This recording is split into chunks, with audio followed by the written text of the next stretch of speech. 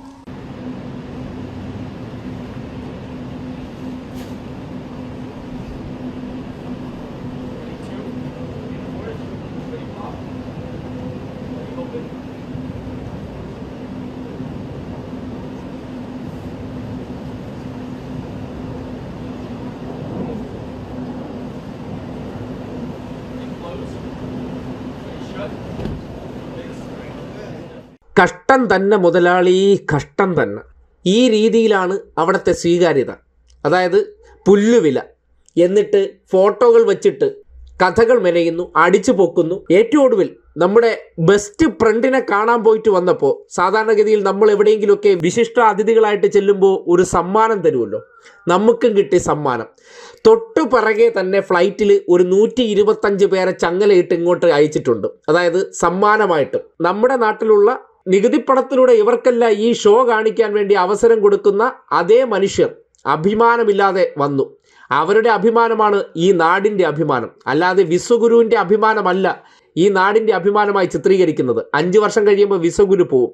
പക്ഷേ ഈ നാടിൻ്റെ പൗരന്മാർക്ക് ഈ കിട്ടുന്ന അവസ്ഥ അത് ഈ ഷോയിലൂടെയൊക്കെ മറയ്ക്കാൻ ശ്രമിക്കുമ്പോൾ മറ്റ് രാജ്യങ്ങളൊക്കെ ഇത് കണ്ടിട്ട് ഈ നാടിന് കൽപ്പിക്കാൻ പോകുന്ന വില എന്താണെന്ന് മാത്രം ഒന്ന് ചിന്തിച്ചാൽ മനസ്സിലാകും. ബാക്കിയുള്ളിടത്തൊന്നും ഇതേ രീതിയിലുള്ള പ്രതികരണമുണ്ടായാൽ വിശ്വക്കുരു എന്നുള്ള 56 ഇഞ്ച് വെറും തുരുമ്പെടുത്ത എഞ്ചിനാണെന്ന് അന്നും തെളിയിക്കേണ്ട അവസ്ഥയാണ്. എന്തായാലും ദൃശ്യങ്ങൾ പുറത്തേക്ക് വരുമ്പോൾ ഫോട്ടോഷൂട്ട് നാടകങ്ങൾക്കപ്പുറം മാക്രോൺ എങ്ങനെയാണ് കൈകൊടുക്കാതെ ഒഴിവാക്കിയത് അതേ മാതൃകയിൽ വൈറ്റ് ഹൗസിലെത്തിയപ്പോൾ വെറും ഒരു സെക്രട്ടറിയെ പറഞ്ഞുവിട്ട് സ്വീകരിക്കുന്ന ഗതികേട്.